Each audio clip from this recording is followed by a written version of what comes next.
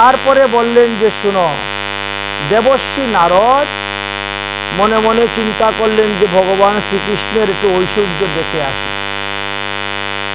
যদিও দেবর্ষি নারদের উপরে অভিসম্পাদ ছিল যে বুধহন কালের বেশি ক্ষুধা এক জায়গায় থাকতে পারবেন না, তথাপিও তিনি বারবার দ্বারকায় আসতেন, অভিসম্পাদ সেখানে কাজ হতেন শ্রীকৃষ্ণের ইচ্ছা। তো যাই হোক, তিনি দ্বারকায় এসে উপস্থিত হয়েছেন। ভগবান শ্রীকৃষ্ণ তিনাকে পাদ্যার্ঘ্য দিয়ে আচমন দিয়ে পূজা করলেন। পূজা করে বললেন, বলো তো আমি তোমার কি সেবা করতে পারি? দেবর্ষি নারদ বলছেন, আমার তো বয়স হয়ে গেছে, বৃদ্ধ হয়েছি, আর প্রায় সময় রোগ সুখ ব্যাধি লেগেই থাকে, তো আমার একজন মহিলার দরকার ছিল, কাজের লোকের দরকার। সত্যভামা যখন গাছের মধ্যে বেঁধে তোমাকে দান করেছিল, তখন তো রুক্মিণী আদি 16,107 জনই আমার দাসী হয়ে গিয়েছিলেন, কিন্তু সেই সময় তো আমার ভাবলাম কাউকে আমার দরকার নেই বলে নিয়ে গেল। কিন্তু এখন দেখছি একজন মহিলা না হলেই চলে, একজন মহিলার দরকার। এখন জগতে কার কাছে যাইব বা মহিলা চাইতে বলেন তো? কার কাছে কটা মহিলা আছে? আচ্ছা, তোমার তো 16,108টা বউ আছে, তার থেকে একটা যদি আমাকে দিয়ে দাও, তোমার ভাগে কম পড়বে না, একটা আমার দিয়ে দাও। কৃষ্ণ বলছে, ঠিক আছে, তুমি যেই ঘরে গিয়ে আমাকে পাবে না সেই ঘরে তো তোমার নিয়ে যাও, সোজা কথা। যেই ঘরে গিয়ে আমাকে তুমি দেখতে না, সে তো বড় আনন্দ, বাবা বাবা, তাহলে তো হয়েছি। দৌড়ে গিয়েছে তিনি এসে রুক্মিণীর ঘর থেকে বেরিয়ে জাম্বুবতীর ঘরে। তোমার গিয়ে দেখে কৃষ্ণ ওখানে বসে পাশা খেলতেছে। আরে আবার, আরে দেবর্ষি আসুন আসুন আসুন, দেবর্ষি দেখো কখনো দেখেন নাই কৃষ্ণ দেবর্ষি নারদকে। ওখানে আবার হাত ধোয়ানি, পা ধোয়ানি, মুখ ধোয়ানি, মিষ্টি খাওয়ানো শুরু হয়ে গেছে। দেবর্ষি নারদ ওখান থেকে বেরিয়ে দৌড়ে সত্যভামার বাড়ি গিয়েছেন। সত্যভামার বাড়িতে গিয়ে দেখেন কৃষ্ণ বসে সত্যভামার চুলের খোপা বেঁধে দিচ্ছেন। তখনও কৃষ্ণ অভিনয়, আরে দেবর্ষি নারদ কখন এসেছেন, আরে আসুন আসুন, বসুন বসুন। আবার টেনে নিয়ে হাত ধোয়ানি, পা ধোয়ানি, মুখ ধোয়ানি শুরু হয়ে গেছে। কি সমস্যা? যেখানে যায় সেখানেই দেখে কৃষ্ণ, যেখানে যায় সেখানেই দেখে কৃষ্ণ, কৃষ্ণ ছাড়া একটা ঘর খালি। এইভাবে করে করে ভগবান শ্রীকৃষ্ণ এত বঞ্চনা করেছিলেন নারদ মুনিকে। যাই হোক, ভগবান শ্রীকৃষ্ণ দ্বারকাতে একটা সুন্দর জিনিস তৈরি করেছিলেন, যার নাম ছিল সুধর্ম সভা। এই সভাটা পৃথিবীর আর কোথাও নেই। এই সুধর্ম সভার গৃহেতে যে প্রবেশ করবে, যতক্ষণ সে থাকবে ততক্ষণ তার ক্ষুধা পিপাসা, রোগ সুখ ব্যাধি হবে না, এমনকি মৃত্যু পর্যন্ত হবে না। এটা পৃথিবীর আর কোথাও ছিল না। এক ছিল পারিজাত বৃক্ষ, আর এক হলো এই সুধর্ম সভা।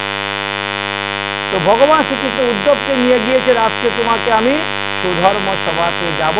এটা পৃথিবীর একটা আশ্চর্য স্থান, এটা বিশ্বকর্মার দ্বারা তৈরি করা হয়েছে। দ্বারকা সেই সুধর্ম সভাতে গিয়ে উপস্থিত হয়েছে, নাচ গান বাজনা হচ্ছে, দেখতে তিনি আনন্দ করতেছেন। এমন সময় দরজার দারোয়ানের কাছে এক ব্যক্তি এসে উপস্থিত হয়েছে। সে বলছে, আমি জরাসন্ধ রাজ্য থেকে পালিয়ে এসেছি, কারাগার থেকে, আমাকে কৃষ্ণের সঙ্গে দেখা করতে দাও, কথা বলতে। দারোয়ান গিয়ে বললেন, ভগবান বললেন, যাও ভিতরে নিয়ে আসো। কে তুমি, কিসের জন্য এসছো?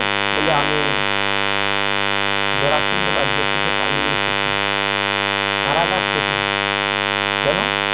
জরাসন্ধ এক ভয়ঙ্কর যজ্ঞ করবে 21,000 নরবলি দিয়ে, একটা নয় দুটা নয়, 21,000 নর মানে মানুষ, পুরুষকে বলি দিয়ে সে যজ্ঞ করে।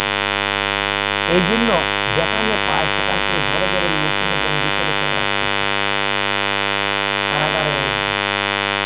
এই পর্যন্ত 20,800 লোক হয়ে গেছে, 20,800 লোক, আর 200 লোক হলেই বলি। তবে যেভাবে হোক প্রভু তুমি রক্ষা করো, কারণ তোমার কাছে 17 বার পরাজিত হয়েছে জরাসন্ধ, তুমি পারবে জরাসন্ধকে মেরে এই 20,800 লোকের। কথাটা শেষ হতে না হইতেই দেবর্ষি নারদ এসে উপস্থিত সুধর্ম সভা। নারায়ণ নারায়ণ, দেবর্ষি নারদ আপনার হঠাৎ আগমন এখানে? বলে বিশেষ কারণ এসেছে আমি। কারণটা কি বলুন তাহলে? বলে আমি স্বর্গে গিয়েছিলাম, স্বর্গে যাওয়ার পরে পাণ্ডু মহারাজের সঙ্গে আমার দেখা, পঞ্চপাণ্ডবের বাবা পাণ্ডুর সঙ্গে আমার দেখা হয়েছে। পাণ্ডু বললেন যে আমি আমার জীবনে যে পুণ্যকর্ম করেছিলাম সেই পুণ্যকর্মের দ্বারা তো এত বছর ধরে স্বর্গে আছি, এখন আর বেশি পুণ্য আমার নাই, আমি আর বেশি দিন স্বর্গে থাকতে পারবো না। তবে আমার ছেলে ধর্মরাজ যুধিষ্ঠির আছে, তাকে গিয়ে বলবেন সে কিছু সৎকর্ম করে সেই পুণ্যের ফল আমাকে অর্পণ করতে, তাহলে আমি আরো কিছুদিন স্বর্গে বাস করতে পারব। এই সংবাদ আমি পৃথিবীতে এসে যুধিষ্ঠির মহারাজের কাছে দিলাম। যুধিষ্ঠির মহারাজ সঙ্গে সঙ্গে তিল হর্তকি হাতে নিয়ে সংকল্প করলেন, আমি রাজস্বীয় যজ্ঞ করব, আর সেই যজ্ঞের ফল আমার পিতাকে আমি দান করব। এবার চলুন প্রভু হস্তিনাপুরে রাজস্বীয় যজ্ঞ দেওয়ার জন্য। ভগবান শ্রীকৃষ্ণ বলেন, এখন আমি কি করি ভাই? এদিকে জরাসন্ধুর রাজ্যতে 20,800 লোক বন্দী আছে, এদেরকে আগে উদ্ধার করব না আগে যুধিষ্ঠির মহারাজের রাজস্বীয় যজ্ঞতে যাব? রাজস্বীয় যজ্ঞ একটা বিরাট বড় ধর্ম। 100টা অশ্বমেধ যজ্ঞ করলে পরে যেই ফল পাওয়া যায়, একটা রাজস্বীয় যজ্ঞ করলে সেই ফল পাওয়া যায়। আচ্ছা, এদিকে 20,800 লোককে উদ্ধার করা, এটাও একটা ধর্ম, আর একসঙ্গে দুটো করা সম্ভব নয়। কোনটা আগে করলে ভালো হবে সেটা এখন বলো। নানামণি নানামত শুরু হয়ে গেছে, কেউ বলে ওটা আগে করো, কেউ বলে ওটা আগে করো। ভগবান শ্রীকৃষ্ণ তখন বললেন যে শোনো শোনো শোনো, আমাদের উদ্ধব যা বলবে তাই হবে। মন্ত্রীমশাই উদ্ধব তাহলে আপনি বলুন কি করলে পরে আমাদের কল্যাণ হবে। তখন উদ্ধব বললেন যে আপনাকে রাজস্বীয় যজ্ঞতে যান। কেন? আরে রাজস্বীয় যজ্ঞ করতে গেলে চতুর্দিক জয় করতে হয়।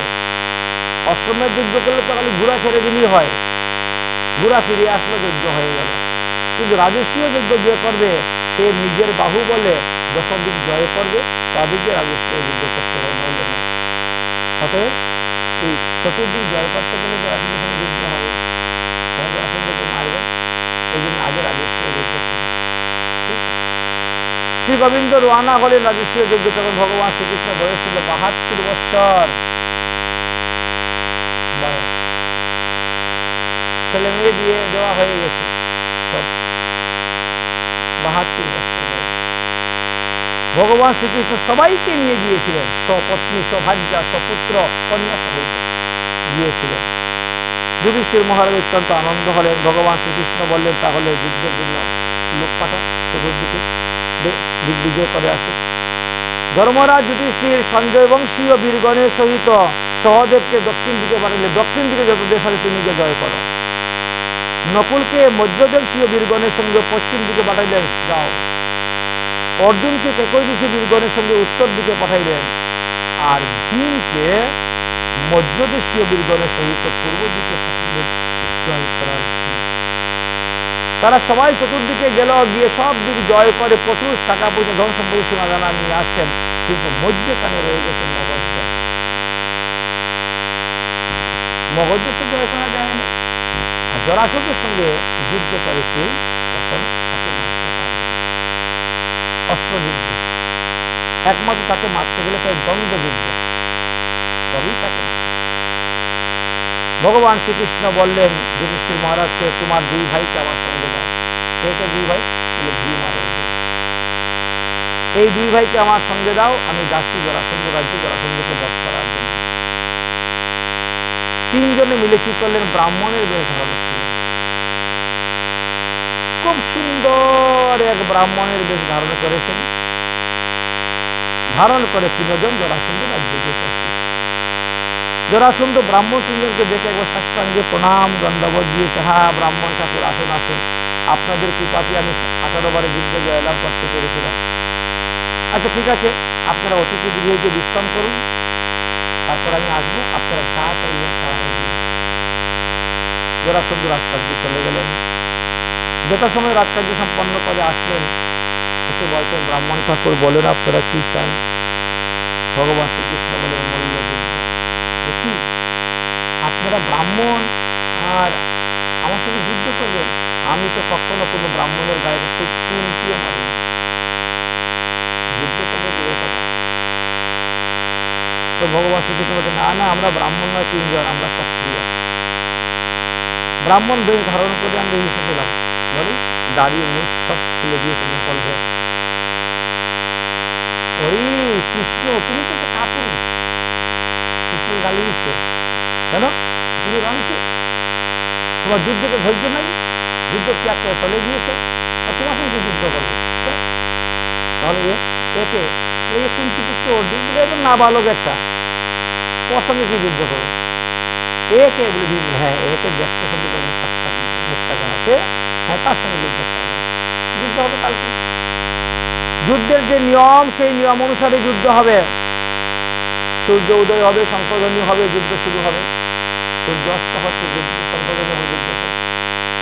রাত্রিবেলা কোনো শত্রুভাব হবে না, আমরা একে অন্য পাশাপাশি থাকবো, একসঙ্গে বসবো, একসঙ্গে খাবো, একসঙ্গে চলাফেরা করবো, কোন শত্রুতা নেই। আর দিনের বেলা যুদ্ধ হবে, যুদ্ধের নিয়ম অনুসারে, ধর্ম নীতি অনুসারে যুদ্ধ হবে, যুদ্ধের নীতি অনুসারে যুদ্ধ হবে। খাওয়া দাওয়া করবে, বিশ্রাম করে জরাসন্ধ চলে গেল। সকালবেলা ঘুমের থেকে উঠে এসে বসে, ভীম চলো অস্ত্রাগারে, নাও তুমি একটা গদা নেও, আমাকে একটা গদা দাও। দুজনে গলাগলি কুলাকুলি করে যুদ্ধের ময়দানে গিয়েছেন। ভগবান শ্রীকৃষ্ণচন্দ্র শঙ্খধ্বনি করেছে, শুরু হলো যুদ্ধ। কে কাকে প্রাণে মারতে পারে সেই রকম যুদ্ধ শুরু হয়েছে। কেউ কাউকে হারাতে পারছেন না, গদা গদায় আঘাতে চূর্ণ হয়ে গেছে, হাতে হাতে কিলা কিলি, লাতা লাতি, ঘুষা ঘুষি, কুস্তা কুস্তি শুরু হয়ে গেছে। সন্ধ্যা হয়ে গেছে, কৃষ্ণ শঙ্খধ্বনি করলেন, যুদ্ধ শেষ। দুজনে আবার একে অন্যের গলা ধরে খাদে যাবে, হাসে গেছে, হেসে উঠলো, বাড়িতে আসছে। একসঙ্গে পুকুরে নেমেছে, স্নান করেছে, রান্না হয়েছে, একসঙ্গে বসে খাওয়া দাওয়া করছেন। ভীম আর জরাসন্ধ একসঙ্গে ঘুমাচ্ছেন, এক বিছনায় ঘুমো দুজন। পরের দিন সকালে উঠো উঠো উঠো, চলো যুদ্ধ করতে চলো, আবার যুদ্ধ করবে। চিন্তা করতে পারছেন, নীতি অনুসারে যুদ্ধ। এইভাবে যুদ্ধ করতে করতে 27 দিন গত হয়ে গেছে, যুদ্ধ করতে করতে কেউ কাউকে হারাতে পারছেন না। সেদিনকার জরাসন্ধ একেবারে ঘুমের ঘরে নাক ডেকে ঘুমাচ্ছে, বুঝলেন, নাক ডেকে ঘুমাচ্ছে। তখন কি করছেন, ভীম আস্তে আস্তে আস্তে আস্তে উঠে তিনি চলে গেলেন শ্রীকৃষ্ণের কাছে। শ্রীকৃষ্ণের কাছে গিয়ে বলছেন, বাসুদেব বাসুদেব, আমি আর কালকে যুদ্ধ করতে পারবো না। কেন? আমার শরীরে এত ব্যথা, এই 27 দিন ধরে যুদ্ধ করতে করতে আমার শরীরে শক্তি শেষ, আগামী করলে কিন্তু যুদ্ধে আমি মারাই যাব। ভগবান শ্রীকৃষ্ণ অমৃত হাত বুলিয়ে দিলেন, তার শরীরের বিষ ব্যথা বেদনা সব দূর হয়ে গেল। আবার সেই আগের মতো 10,000 হাতির বল চলে আসলো ভীমের শরীরে। যতই শক্তি হোক না কেন, শক্তির দ্বারা তাকে কখনো মারা যাবে না, তাকে মারতে হবে কৌশলের দ্বারা। কিভাবে? তার নামই হলো জরাসন্ধ। তার যেভাবে জন্ম হয়েছে ওইভাবে তার মৃত্যু। অতএব তার জন্ম রহস্য তুমি জানো? ভীম বলছে, না আমি তো জানি না। আমি জানি, শোনো। এই জরাসন্ধর বাবার নাম ছিল বৃহদ্রথ নামক রাজা, মগধের রাজা। তিনার 2জন রানী ছিল। 2 রানী থাকা সত্ত্বেও বহুদিন গত হয়ে গেল, কোনো সন্তানাদি হয় না। এই জন্য তিনি কৌশিক মুনির কাছে গিয়ে উপস্থিত হয়েছিলেন, মতান্তরে চন্দন কৌশিক বা চক্ষুদান। হে মুনিবর, আপনি কৃপা করুন, আমার তো সন্তানাদি হচ্ছে না। তখন ওই মুনি একটা ফল দিলেন, যাও এই ফলটা নিয়ে খাওয়াও, তোমার সন্তান হবে। ফল যখন এনে রানীর কাছে দিলেন, রানী কি করছে, ফলটাকে কেটে 2 টুকরা করে 2 রানী খেয়ে নিয়েছে। এক রানী আরেক রানী ভালোবাসে, তুমিও খা আমিও খাই, দুজনেই সন্তান হবে। ফল কেটে 2 টুকরা করে 2 ভাগ করে দুজনে খেয়ে নিচ্ছে। বাস, দুজনে গর্ভবতী হয়েছে। যথা সময়ে যখন সন্তান প্রসব করলেন তখন অর্ধ সন্তান। ফল যেভাবে খেতে সেভাবে, একটা চোখ, একটা কান, একটা হাত, একটা স্তন, একটা অন্ডকোষ, একটা কান, এক সাইড। এই এক সাইড এক রানীর ঘরে জন্ম নিয়েছে, আরেক সাইড আরেক রানী, যে ফল যেরকম পেটে পেয়েছে। এই জন্য যজ্ঞের ফল কখনো পেটে থাকে না। কোন সাধু শান্ত মহাত্মা যদি কাউকে কেউ আপনাকে ফল দান করে, আপনি গোটা ফল খেয়ে নেবেন, কাউকে দান করবেন না, ভাগ করবেন না। এই যে আমরা যজ্ঞ করবো, কুণ্ড বানিয়েছি, যজ্ঞকে ফল দেওয়া হবে, যদি কেউ নিয়ে খাও গোটা ফল, যে যেটা নেবে সেটাই খাবে, ভাগ করে কিন্তু খাবে না। আচ্ছা, যাই হোক, এবার রাজা বলছেন এই কি অদ্ভুত, প্রাণ নাই, বাচ্চা কোনো কান্নাকাটি করতেছে না, কোনো কিছু না, প্রাণ নেই, অর্ধ দেহ, ফেলে দাও, শ্মশানে নিয়ে ফেলে দাও। শ্মশানে ফেলে দিয়েছে। রাত্রিবেলা জরা নামক এক রাক্ষসনি খাবারের জন্য বেরিয়েছে, মানুষের গন্ধ পাওয়া যাচ্ছে, শ্মশানে গিয়েছে, গিয়ে বসে বসে বলছে, ওরে বাবা, এ আবার কিরকম, এরকম লোক তো আমি জীবনে কোনোদিনও দেখিনি। হাতে নিয়ে ঘোরাচ্ছে, দেখছে, আরেকটা লোক, এই দেখি আবার দেখি, বলতে বলতে বলতে বলতে যে জোরে কট করে জোরে লেগে গেছে, আর শিশুর দেহের মধ্যে প্রাণ ফিরে চলে এসেছে। শিশু কান্না করতে শুরু করছে, অমনি রাক্ষসটি ভয়ে ফেলে, ও সর্বনাশ, এটা খেলে তো আমার পেট ফেটে বেরিয়ে যেত, আর আমার মৃত্যু হতো। এই জরা রাক্ষসী যারা জোড়া লেগে জন্ম হয়েছিল, তার নাম জরা আসেনি। অতএব তারে মারতে হবে, এরকম পা ধরে কান দিয়ে ছিঁড়ে ফেলে দিতে হবে, তবে যে তার মৃত্যু হবে। এছাড়া তার মৃত্যু আর কিছু কোনো অস্ত্র হবে না। ভগবান শ্রীকৃষ্ণ বেশ ভালো করে বুঝিয়ে সুজিয়ে ভীমকে বললেন, এইভাবে তুমি মারবে, ঠিক আছে। ভীম আবার গিয়ে জরাসন্ধের কাছে ঘুমিয়ে পড়েছে চুপচাপ। সকালবেলা জরাসন্ধ বলছে, চলো যুদ্ধ করতে, আজকে 28 দিনের যুদ্ধ। যুদ্ধ করতে করতে মোটা মাথা তো মোটা বুদ্ধি ভুলে যায়, ভুলে গেছে। ভগবান শ্রীকৃষ্ণ দেখলেন যে জরাসন্ধ এমন ভাবে যুদ্ধ করতে, সঙ্গে সঙ্গে গাছের একটা ছিঁড়ে এনে ফেলছে। দাদা, গাছের পাতা ছিঁড়ে দেখাই দিচ্ছে, আরে কালকে রাত্রে যে বলছিল, এই তো পায়ের নিচে ফেলে দিয়ে ধরে টান মেরে ফেলে দিয়েছে, দিয়ে দুই দিকে ফেলে দিয়েছি বিপরীত ভাবে, মারা গেলেন জরাসন্ধ। জরাসন্ধ মারা যাওয়ার পরে জরাসন্ধর পুত্র সহদেবকে রাজা করলেন, রাজা করে সেখানে তাকে বসিয়ে দিলেন। জরাসন্ধর কারাগার থেকে মুক্ত হয়ে যে সমস্ত রাজাগণ, তারা সবাই স্তুতি ভক্তি করতে শুরু করলেন। এইভাবে ভগবান গু ব্রাহ্মণ হিতের জন্য সর্বদাই কাজ করেন। এবার যজ্ঞ কার্য আরম্ভ শুরু, যজ্ঞ কার্য করতে হবে, রাজস্বীয় যজ্ঞ, চতুর্দিক জয় হয়ে গেছে। যজ্ঞ কার্য যে করবেন, যজ্ঞতে সর্বপ্রথম কার পূজা করবেন, অগ্রে কার পূজা হবে, এই নিয়ে কথাবার্তা চলছে। আমাদের যত ব্রাহ্মণ আছে তারা সমস্ত দেবদেবী পূজার আগে গণেশ পূজা করে, তাই না? কর্মকাণ্ডীয় যত কিছু আছে সমস্ত আগে গণেশ পূজা করা হয়। যজ্ঞতে কার পূজা আগে হইবে? কেউ বলছে গণেশের পূজা হইবে, কেউ বলছে কৃষ্ণের পূজা হইবে, কেউ বলছে অন্য দেবদেবীর পূজা হইবে, যার যে হিসেবে নানামণি নানামত শুরু হয়ে গেল। তখন সহদেব এখানে উঠে দাঁড়ালেন। সহদেব বললেন, না না, অন্য কারো পূজা হবে না, একমাত্র কৃষ্ণ পূজা হবে। অর্হতিম অচ্যুতম শ্রেষ্ঠম ভগবান শাশ্বতম পতি, এস বই দেবতা সর্বে দেশ ও কাল ধনানয়। এই পৃথিবীর মধ্যে সর্বশ্রেষ্ঠ হলেন শ্রীকৃষ্ণ, অচ্যুত। অতএব তিনার পূজাই এখানে হবে, অন্য কারো পূজা হবে না। বাসুদেব পরিত্যজ্যম जो অন্য ব্রত উপাসকে त्यक्त्वा অমৃতম স মূঢ় আত্মা ভুঞ্জতে হলাহল বিষম। শ্রীকৃষ্ণের পূজা না করে যদি কেউ অন্যান্য দেবদেবীর পূজা করে, তাহলে তিনি হাত হইতে অমৃতকে ফেলে দিয়ে বিষ ভক্ষণ করছেন। সবার জীবন কৃষ্ণ জনক সবার, হেন কৃষ্ণ যে না ভজে ব্যর্থ যায়, সব ব্যর্থতা। জগতের পিতা কৃষ্ণ যে না ভজে বাপ, পিতৃদুহি পাতকীর জন্মে জন্মে তাপ। তাই আমি বলবো সবাইকে কৃষ্ণ ভজন করো।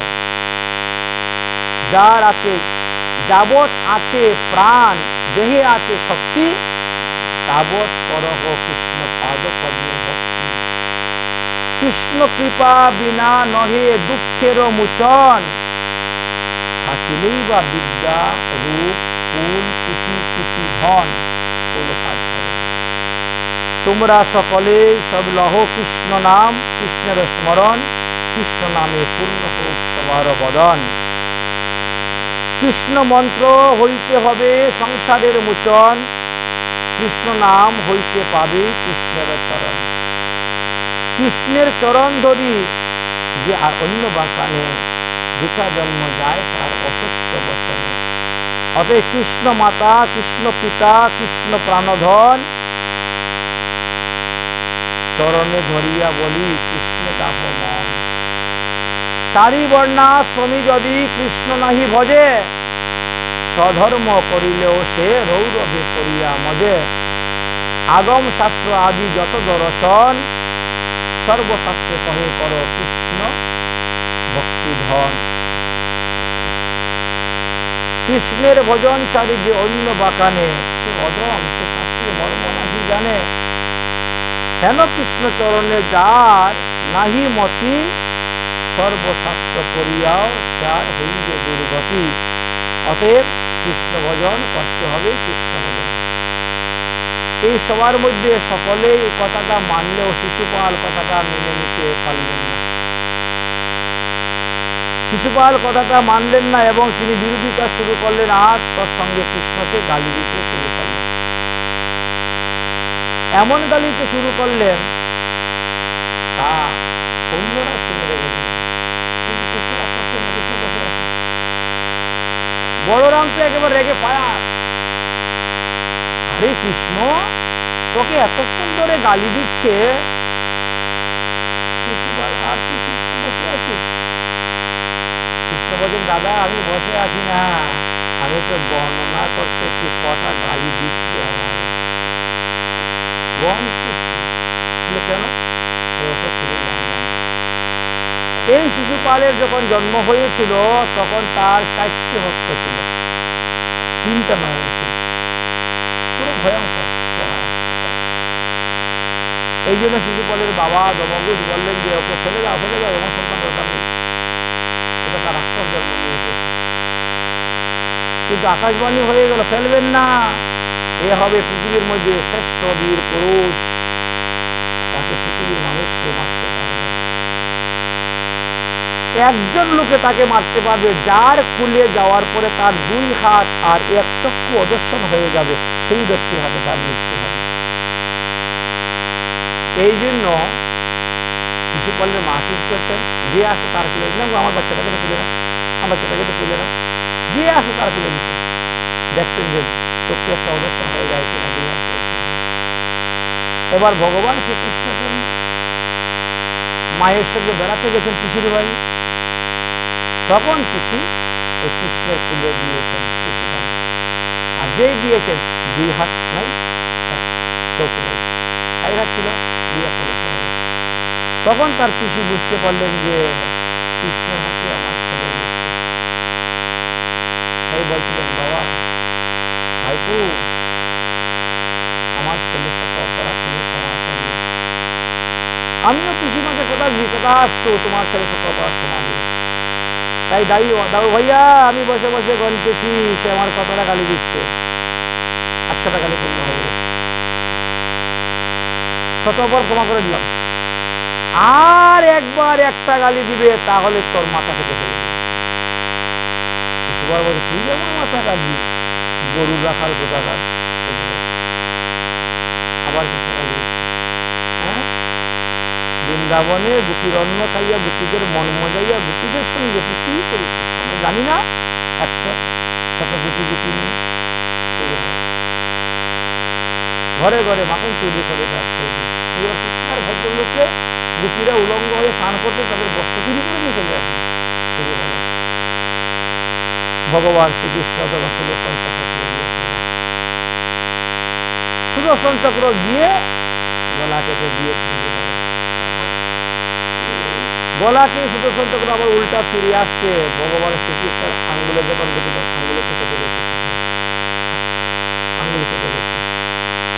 এমনি ভগবান শ্রীকৃষ্ণের সব পছন্দের ওখানে ছিলেন, সবাই দৌড়ে গিয়ে ট্রাঙ্ক খুলেছে কোনটা নিয়ে যাব, কোনটা ছিঁড়ে নিয়ে যাবো, কৃষ্ণের আঙ্গুল বান্ধা একজন হাত বাঁধা নেই, এইটা তো মামা শ্বশুর দিয়েছে 2 দিনও পরি নাই, এটা কাকা শ্বশুর দিয়েছে 1 দিন মাত্র পরেছি, এইটা অমুকে দিয়েছে এটা ব্যবহারই করি নাই রেখে দিয়েছি, কোনটা ছিঁড়ে নিয়ে যাব বলেন তো কৃষ্ণের আঙ্গুল বান্ধার জন্য।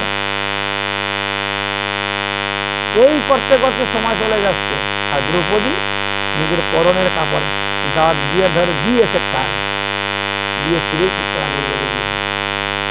দেখেছেন তার প্রতি কাপড়ের মায়া নেই। আর শ্রীকৃষ্ণের পত্নীদের কেমন কাপড়ের মায়া চিন্তা করেন তো। তারা ট্রাঙ্ক করতেছে, গডরেজ তুলে দেখতেছে কোন কাপড় দিবে কিনবে কোন। তো এমনি কি আর ভগবান দ্রৌপদীকে দিয়েছিলেন বস্ত্র? এই হয়েছে কারণ, বুঝেছেন? ভগবানকে যা দিবেন ভগবান তার শতগুণ সহস্র গুণে আপনাকে ফেরত দিবে। এই যে এই জন্মে আপনি ভগবানকে সেবা করতেছেন, যাই দিচ্ছেন ফুল জল তুলসী ফল মূল, আগামী জন্মে তার সহস্র গুণ বেশি পাবেন। খারাপ জিনিস দিবেন খারাপ জিনিস পাবেন, ভালো জিনিস দিবেন ভালো জিনিস পাবেন। এই জন্য উত্তম উত্তম দ্রব্য দিয়ে ভগবান। আচ্ছা, শিশুপাল তো মারা গেল, সবার সম্মুখে শিশুপালের দেহ থেকে একটা প্রদীপের মতন আত্মাটা বেরোল, ঠিক প্রদীপের আগুনের মতন। আর আত্মাটা বেরিয়ে যে শ্রীকৃষ্ণের হৃদয়ের মধ্যে গিয়ে মিলে গেল, ঢুকে গেল। সবাই তো অবাক হয়ে গেছেন, শিশুপাল উদ্ধার হয়ে গেছে, শিশুপালের মুক্তি হয়ে গেছে। পরীক্ষিত মহারাজ বলছে, গুরুদেব আমি তো বুঝতে পারলাম না, যে বেচারা সারাদিন কৃষ্ণকে গালি দেয়, হ্যাঁ, সেই বেচারার মুক্তি হয়ে গেল কেমন করে? বলে সে যেভাবেই হোক কৃষ্ণ নাম তো নিচ্ছে রে, যেভাবেই হোক কৃষ্ণ নাম তো নিয়েছে, আর কৃষ্ণ নাম নেওয়ার কারণে তিনি সমস্ত পাপ থেকে মুক্ত হয়ে গেল। আচ্ছা ঠিক আছে, এইবার আরম্ভ হলে যজ্ঞ। যজ্ঞতে কে কি কাজ করবেন, দায়িত্ব। তখন ভীম বলছে আমি রান্না করব, যত লোক আসুক সমস্ত লোকের রান্না আমি করব। আচ্ছা ঠিক আছে ভালো। সহদেব তুমি কি করতে পারবে? যত লোক আসবে আমি সকাল পা ধোয়াবো, হাত ধোয়াবো, মালা চন্দন পরাবো। আচ্ছা ঠিক আছে, জনসম্মান। নকুল তুমি কি করবে? বলে আমি বাজার করব, আমি বাজারে যাব, যত বাজার দরকার আমার খালি লিস্ট লিখে দিবা, আমি বাজার করে নিয়ে আসবো। অর্জুন তুমি কি করবে? আত্মীয় স্বজনকে আমি অভ্যর্থনা, আসুন আসুন বসুন বসুন, অভ্যর্থনা জানাবো। আচ্ছা। দ্রৌপদী তুমি কি করবে? আমি শুধু পরিবেশন করবো, যত লোক আসবে সবাইকে পরিবেশন করে খাওয়াবো।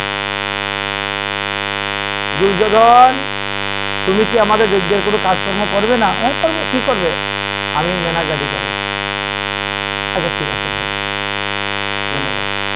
তো তোমার বন্ধু কর্ণ, কর্ণ কোনো কাজকর্ম করবে না? হ্যাঁ করবে, কেন করবে না? কর্ণ দান ছত্রতে বসবে, খালি দান করবে, দান ছত্রতে বসবে, শুধু দান করবে। আচ্ছা ঠিক আছে। এখন সবাই সব দায়িত্ব নিয়ে নিয়েছেন, একজন দায়িত্ব নেওয়ার বাকি রয়েছে। সে ব্যক্তিকে, সে ব্যক্তি হলেন ভগবান শ্রীকৃষ্ণ। ভগবান শ্রীকৃষ্ণ বলে তোমরা তো সবাই সবার কাজ ভাগ করে নিয়েছ, আমার কাজ হইল কি, যত সাধু গুরু বৈষ্ণব আসবেন সবার পা ধোয়ানোর কাজ আমার। দেখেছেন ভগবান শ্রীকৃষ্ণ দায়িত্ব নিয়ে শুরু হলো রাজস্বীয় যজ্ঞ। এই রাজস্বীয় যজ্ঞতে সবাই আনন্দ হলেন, সন্তুষ্ট হলেন, মনে প্রাণে আনন্দ হয়ে রয়েছে। কিন্তু একজনই অসন্তুষ্ট ছিলেন, যার নাম হলো দুর্যোধন। কারণ ময়দানবের তৈরি করা এই স্থানটি ছিল। খাণ্ডপ্রস্থ যে পঞ্চপাণ্ডবের রাজধানী তৈরি করেছিল সেটা ছিল ময়দানবের তৈরি, যাকে জলকে স্থল বলে মনে হতো, স্থলকে জল বলে মনে হতো। দুর্যোধন যখন হেঁটে যাচ্ছেন, যেখানে স্থল এখানে জল মনে করে কাপড় তুলে হাঁটুর উপরে দুটি উঠিয়ে হাঁটে, আর যেখানে জল আছে ওখানে স্থল মনে করে সোজা হাত থেকে ফিস করে জলের মধ্যে পড়ে গেল। দ্রৌপদী এটা দেখে হাসছিলেন।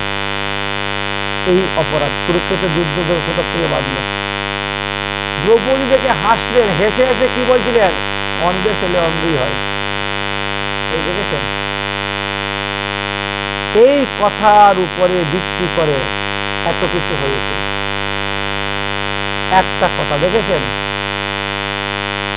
বাক্যবান কেমন জিনিস। এই কথার উপর ভিত্তি করে দুর্যোধনের অসুয়া ভাবে এসে গেল, তোদের এই রাজ্য আমি ভোগ করবো, তোদেরকে ভোগ করতে দিব। কপট পাশা খেলা করলেন, হারাইলেন। 14 বছর 12 বছর বনবাসে পাঠাইলেন, 1 বছর অজ্ঞান করতে পাঠাইলেন, দ্রৌপদীর বস্ত্রহরণ করলেন, কত কিছু করলেন, শেষ পর্যন্ত যুদ্ধ।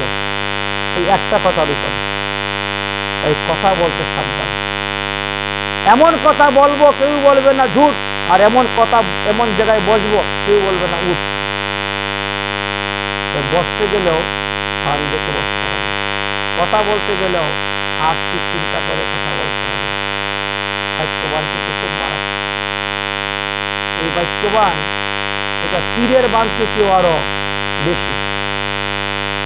তীরের বান সহ্য হবে, কিন্তু বাক্যবান সহ্য হয় নাই বলেই এত সব গণ্ডগোল হয়েছিল।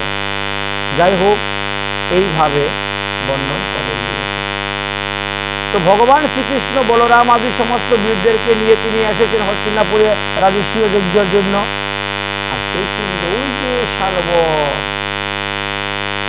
যে রুক্মিণীর বিয়ের সময় প্রতিজ্ঞা করছিল, যদুবংশ ধ্বংস না করা পর্যন্ত আমি ভাত খাবো না, ডেইলি এক মুঠি মাটি খেয়ে থাকবো। সেই শালব ডেইলি এক মুঠি মাটি খেয়ে খেয়ে মহাদেবের ভজন করেছে। সেই ভজনে মহাদেব সন্তুষ্ট হয়ে এসে বলছে, তুমি কি বর চাও? বলে, যদুবংশ ধ্বংস করার জন্য আমাকে একখানা বিমান দাও, যে বিমান জলের মধ্যেও চলবে, স্থলের মধ্যেও চলবে, জলের নিচেও চলবে, রাস্তা দিয়েও চলবে, ঘুরে ঘুরে ঘুরে ঘুরে যাবে, কখন সোজা যাবে, কখনো চেষ্টা যাবে, কখনো দেখা যাবে। এই বিমান আমার মনোগতিতে চলবে। আমি যে কখনো আকাশে, কখনো মাটিতে, কখনো দেখা যাবে, কখনো দেখা যাবে না। এই বিমান হইতে রক্তবৃষ্টি, পাথর বৃষ্টি, বজ্রবৃষ্টি, শিলাবৃষ্টি, অগ্নিবৃষ্টি, পুষ্পবৃষ্টি, অস্ত্রবৃষ্টি হবে। মহাদেব তখন ময়দানবের কাছে গিয়ে বললেন, তুমি আমাকে এরকম বিমান তৈরি করে দাও। ময়দানব বিমান তৈরি করে দিয়েছে। শালব এখন চিন্তা করলেন, কৃষ্ণ বলরাম দ্বারকায় নাই, এবার দ্বারকা আক্রমণ করবো, করে শেষ করো। শুরু হলো দ্বারকা আক্রমণ। তখন একমাত্র প্রদ্যুম্ন ছিলেন। প্রদ্যুম্ন যুদ্ধ করতে গেলেন, যুদ্ধ করতে করতে 27 দিন পর্যন্ত যুদ্ধ করেছিলেন প্রদ্যুম্ন। তারপরে যুদ্ধ করতে পারলেন না, যুদ্ধতে পরাজিত হয়ে গেলেন, নিজের প্রাণ নিয়ে পালালেন। তখন ভগবান শ্রীকৃষ্ণ 28 দিনের দিনে আসলেন, এসে যুদ্ধ করলেন। যুদ্ধ করে এই অসুর শম্ভুকে উদ্ধার করলেন, বধ করলেন। শম্ভুকে বধ করার পরে তার বন্ধু দন্তবক্র এসে উপস্থিত হলো, তার সঙ্গে যুদ্ধ করলেন, তাকে বধ করলেন। এইভাবে বহু অসুরগণকে নিধন করেছিলেন। দন্তবক্র, বিদুরথ আদি অসুরগণকে বধ করে ভগবান শ্রীকৃষ্ণ পৃথিবীর ভূভার হরণ করেছিলেন। এইভাবে শিশুপাল এবং দন্তবক্রকে বধ করলেন।